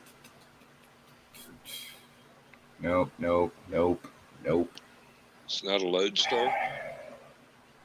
That's Australia. I don't think they have Lodestars. If we're talking about semis, I'd want the one from Universal Soldier.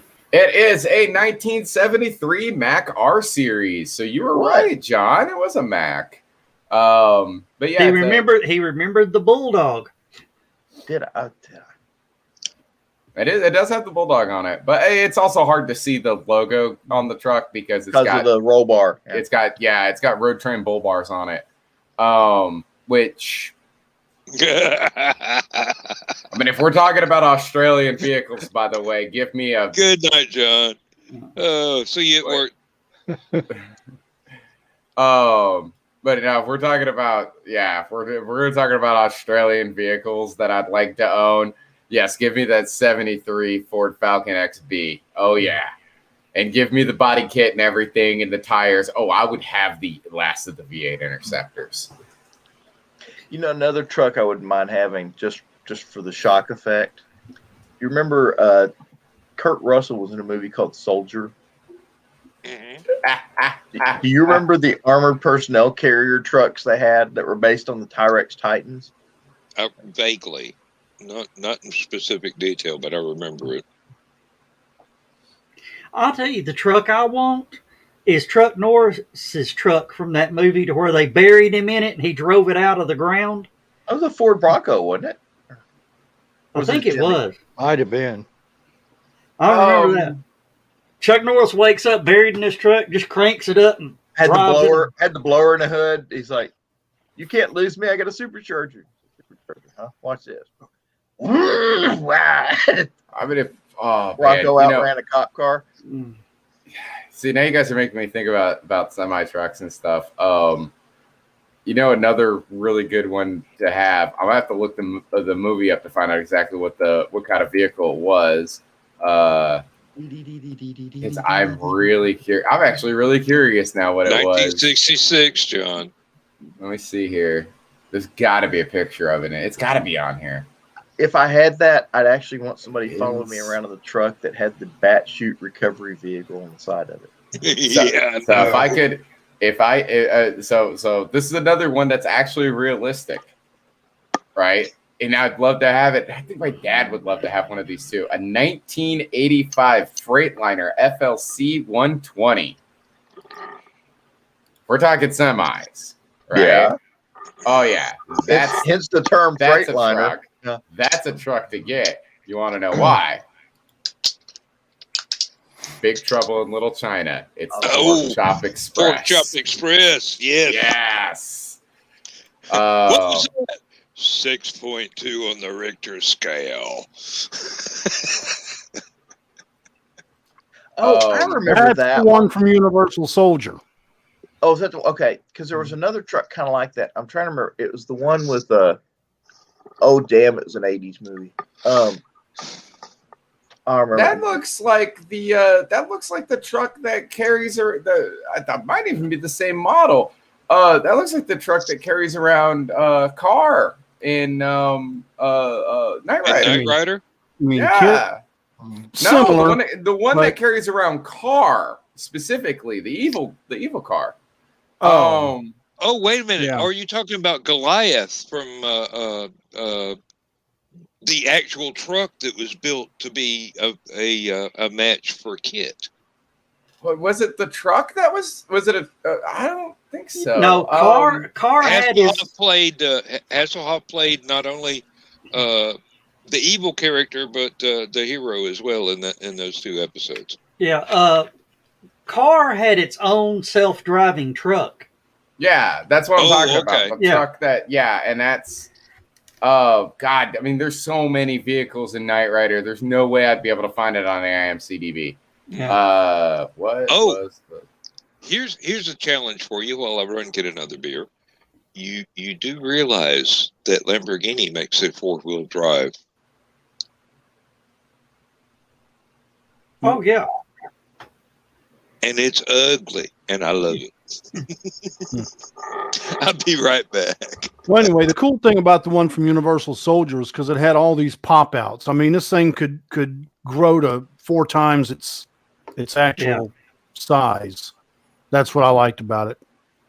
Kind of like my my RV with the slide outs. Oh, I found out what the name of the truck was, the one that carried around Car.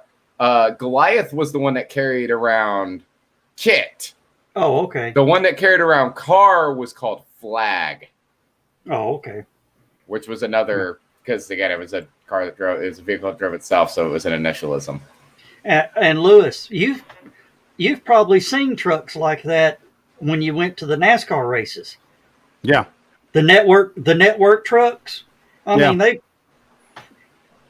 Yeah. Well, I mean, just about any TV production truck that I work out of, they have slide outs now that make the inside just so roomy and comfortable. Yeah. I'm sorry, my bad. I actually got that backwards. Goliath was the one that carried around Car. Okay. The picture was mislabeled. My bad. I'm sorry, Lewis. Go on.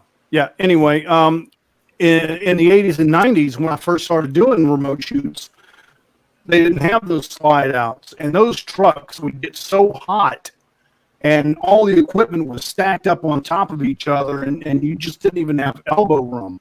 Now it's like a glamorous studio suite in these things with bigger monitors.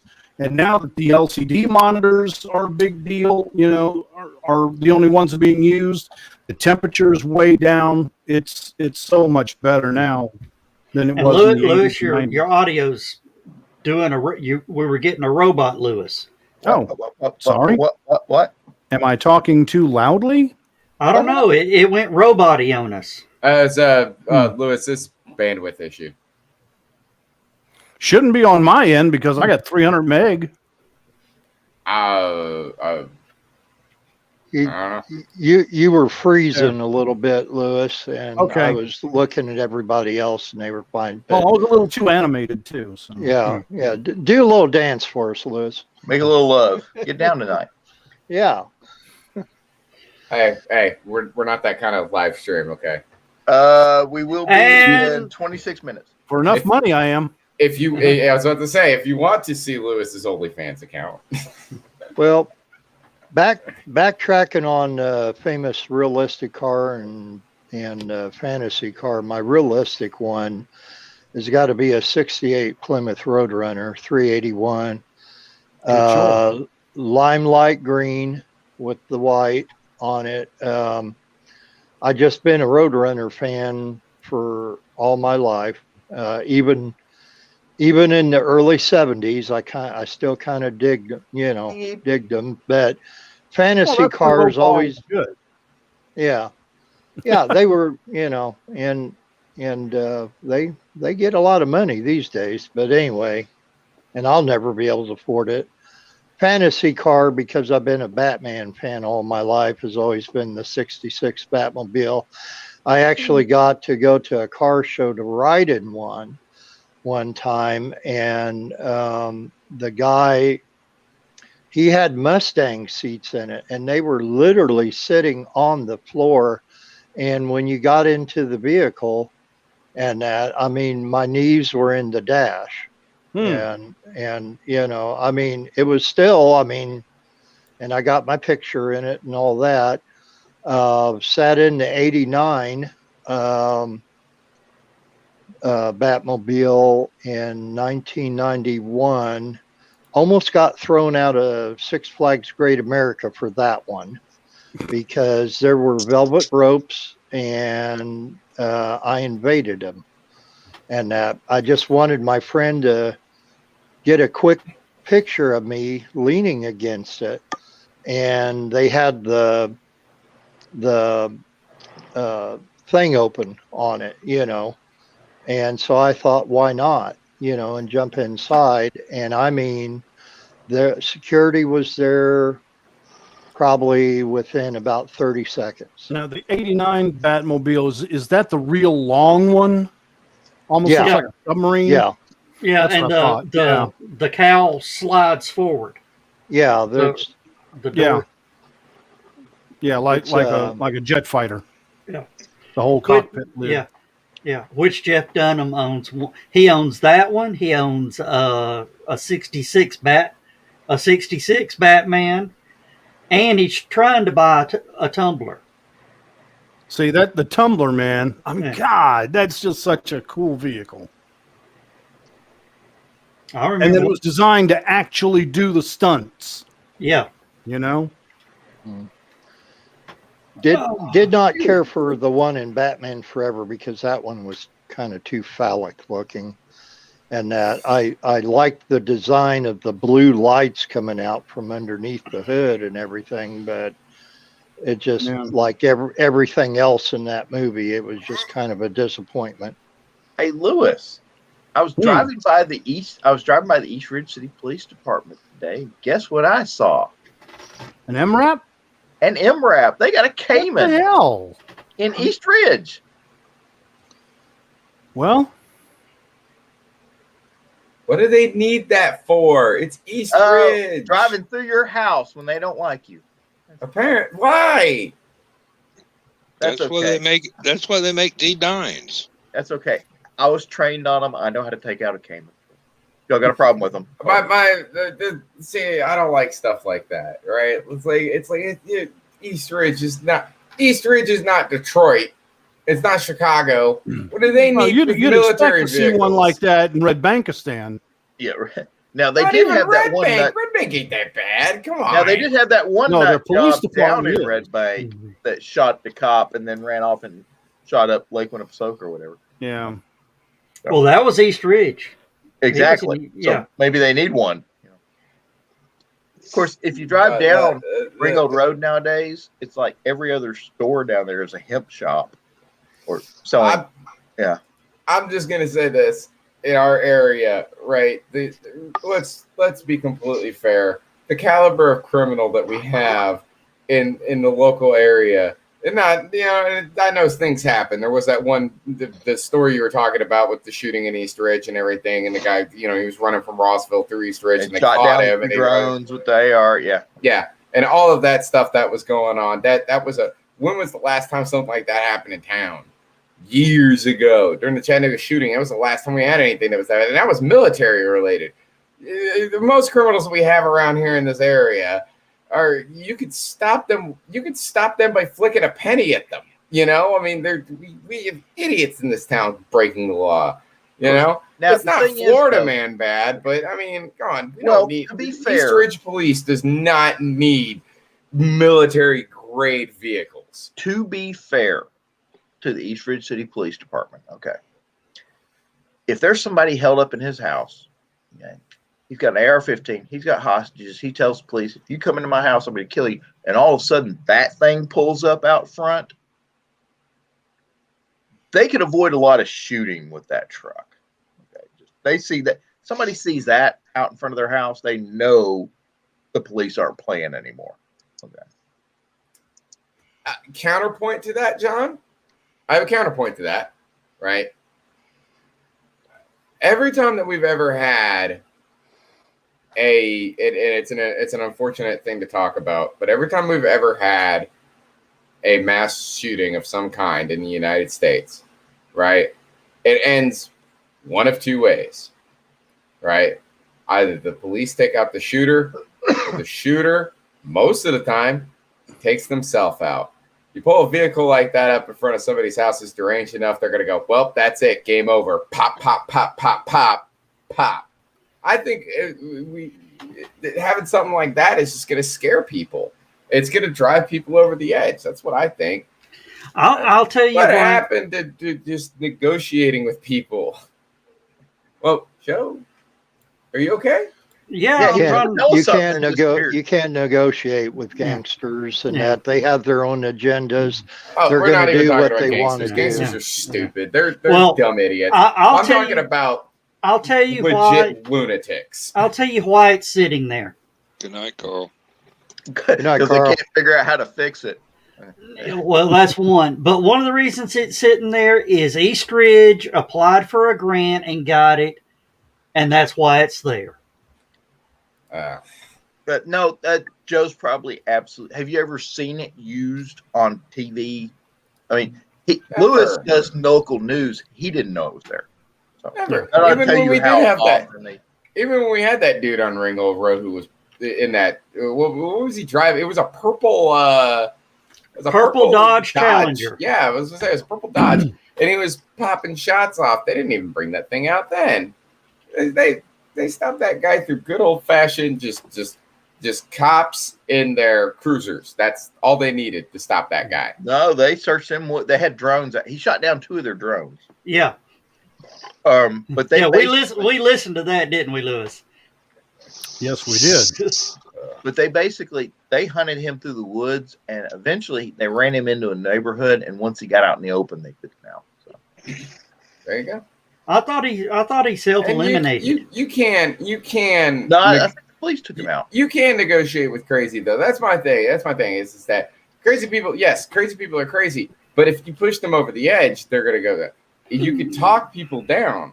And there's only one case I could think of where a mass shooter, or there's one case in particular I can think of where a mass shooter actually was talked down and was arrested without further incident, right? And it was that one guy, I can't remember his name, but he was the one that was shooting up all those churches.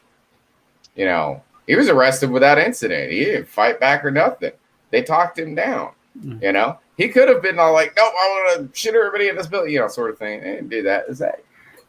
That's Lewis standing by a Bugatti. Not fair. That's not fair. That's doing my best James Bond. Well, Bond that is a Bugatti Veyron. Bond wouldn't drive a Veyron. No, he couldn't afford one. MI5 would not buy him one. Yeah, they're too busy spending all their money on Aston Martins. Yeah, which is way overpriced. Where was that at, Lewis? Yeah, I'm wondering about that myself. What? You obviously didn't get to drive it. No, but I did get to sit in it, and I'm telling you, man, the leather seats were like being in your mama's arms. It was a sweet feel. Where is that? This is in the Bugatti showroom in Berlin. I'm in a tux because we were at a black tie dinner reception for Governor Bredesen, who was governor at the time, and the Chancellor of Saxony, Lower Saxony, where Wolfsburg is located, and we were just walking around looking at the different cars because Volkswagen has a brand showroom downstairs, and so for all of their different medallions like Lamborghini and Bugatti and Seat and Volkswagen, they've got a different showroom for each brand, and this was the Bugatti showroom, and this was the only car in it. It's because it's the only car they make. Well, they make one other brand, but they don't sell. I mean, one other model of Bugatti. But yeah, this was the Veyron. And oh my God, what a car! Let me see. Did you ever see that video of the dude who sent one off into the ocean? No. Oh, it's great. There's a guy driving down the road and he's watching somebody in a Veyron on the beach. The guy's driving on the beach in a Veyron. And he's filming. He's like, dude, it's one of the new Bugattis, man. It's so cool. Look at this thing, man. They're watching it. And then you just see it go boop, boop, boop, boop, boop, boop. And then it's gone. And he's like, oh, I just put it in the ocean. Hilarious. Man, looks like a spaceship. Yeah, that's the interior, man. And that red leather seat was just as soft as you could imagine. Rich Corinthian leather. No, it doesn't have a clutch. No, this is an automatic. Probably has paddle shifters. No, I don't. It does. If you'll look right there and right there. Mm-hmm. Yep. So you can go manual with it, and then lastly, here's the profile.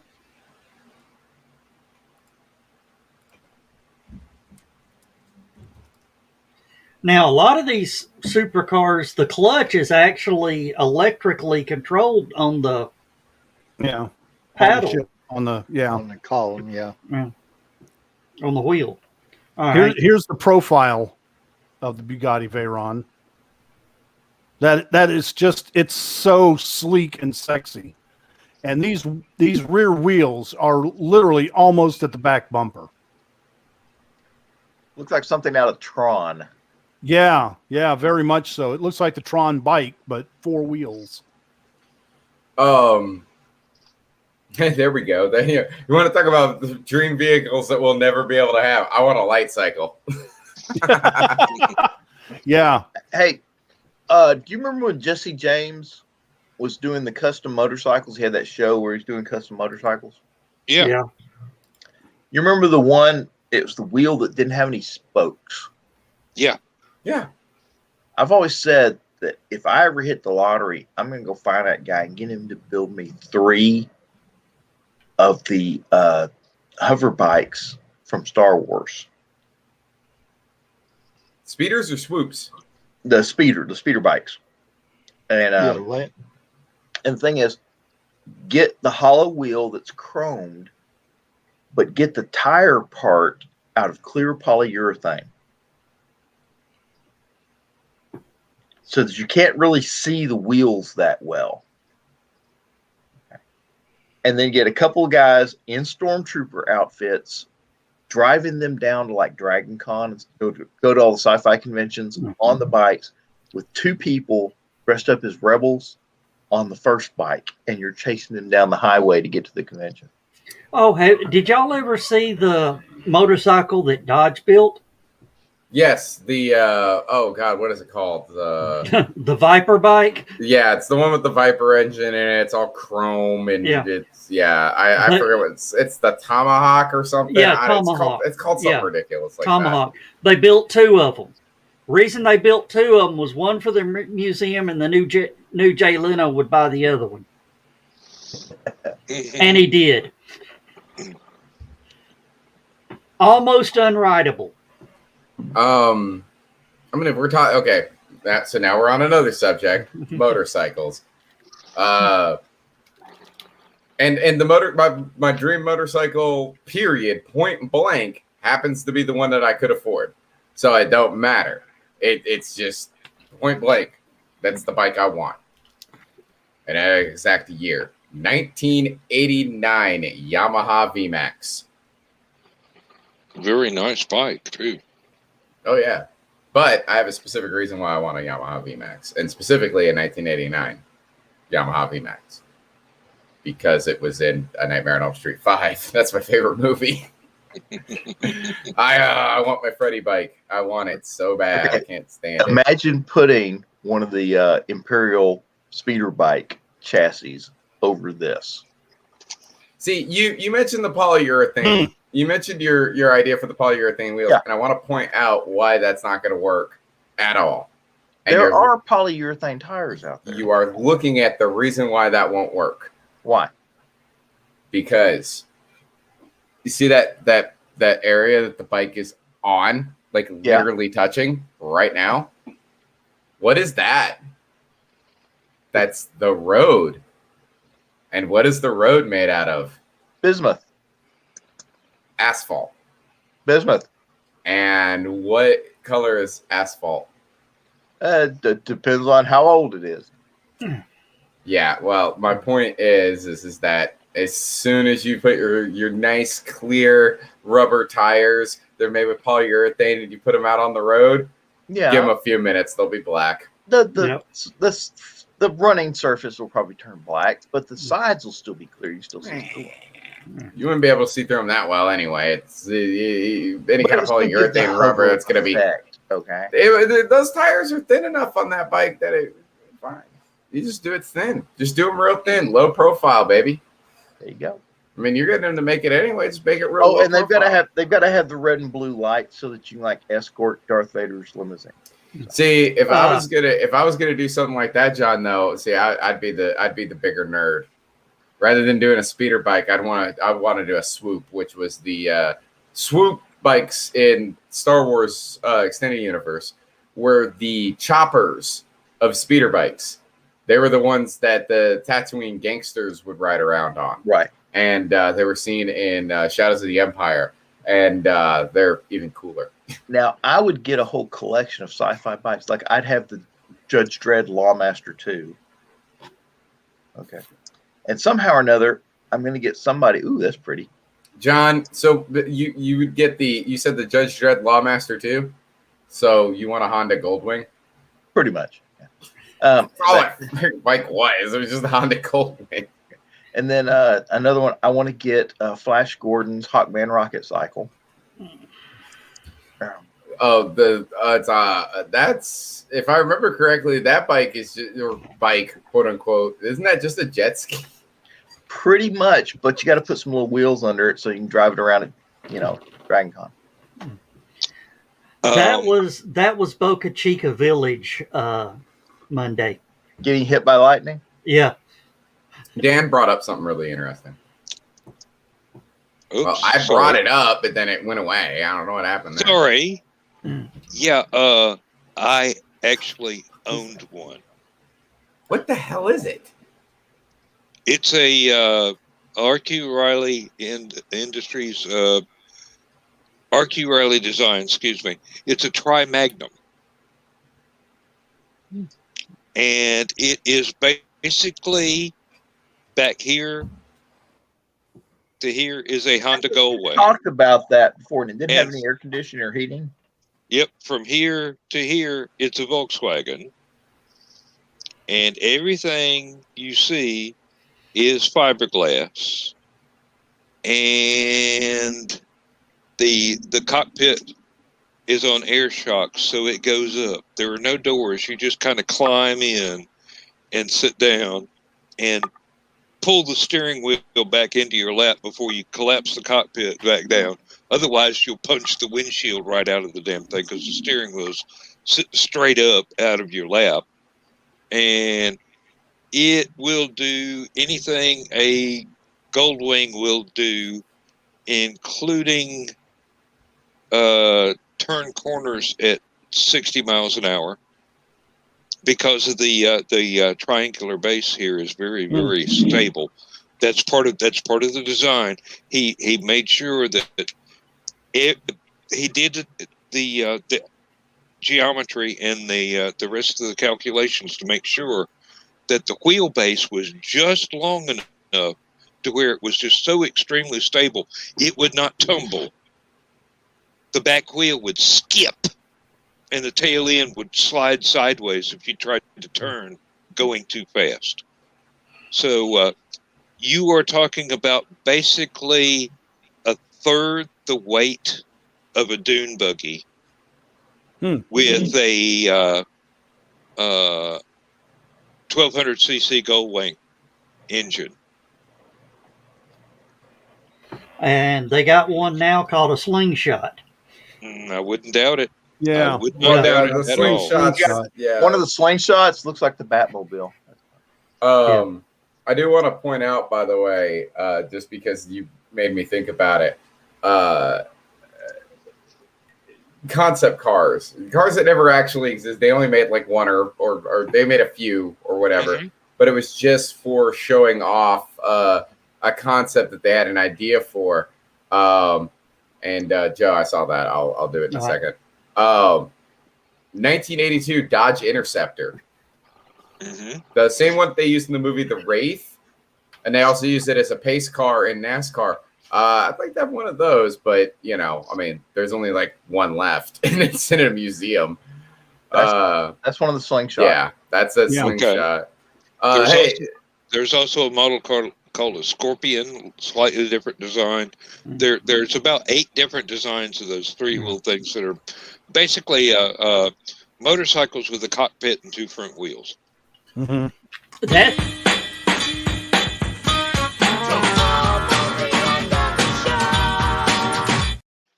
I was this close to buying a Slingshot at one time. I'm glad you didn't. Do what? I said I'm glad you didn't. Why? Good night, Carly. Can I be brutally honest? Yeah.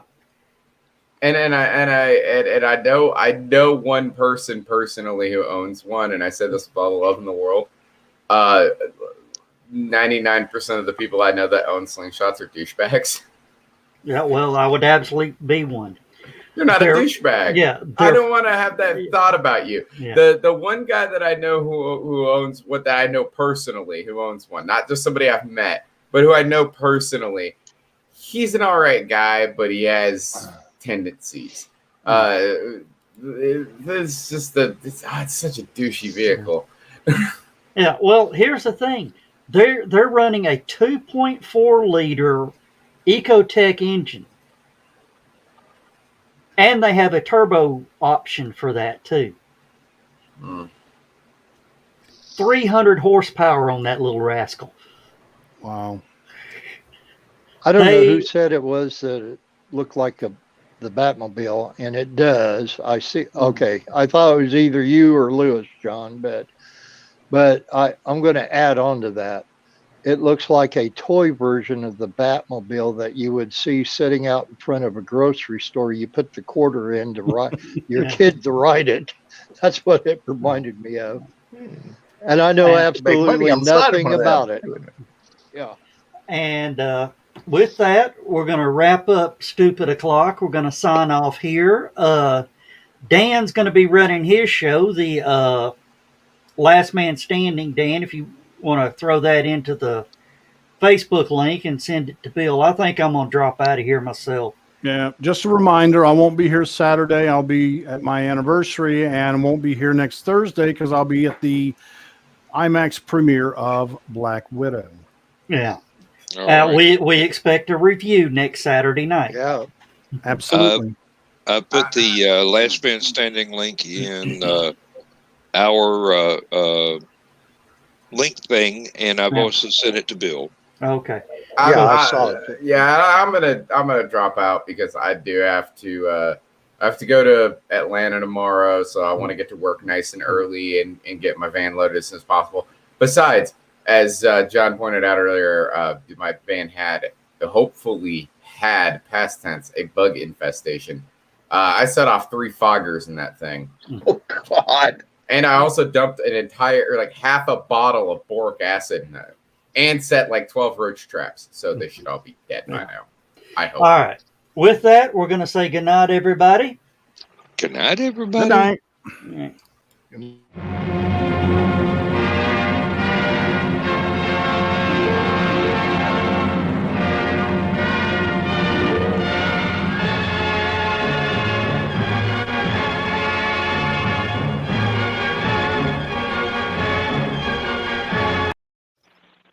Oh, damn. No, John, you need to go to your own link. Look. John. All right. All right. Let's say good night, everybody that just got.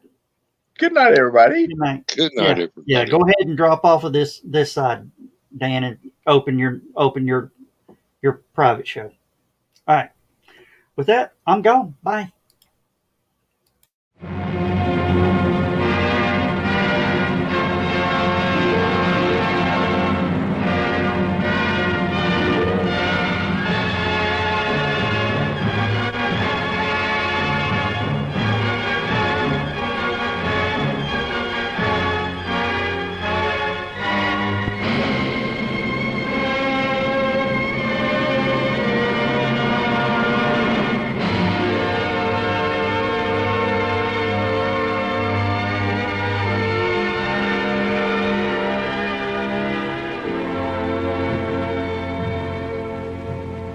I have slept the surly bonds of earth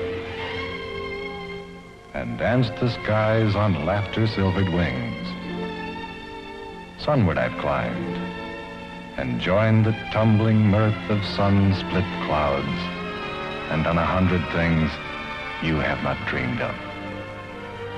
Wheeled and soared and swung high in the sunlit silence.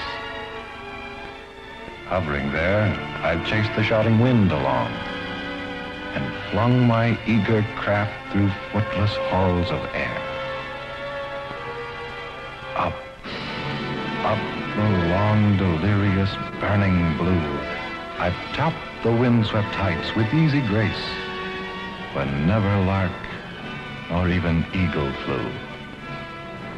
And while with silent, lifting mind, I've trod the high, untrespassed sanctity of space, put out my hand and touched the face of God.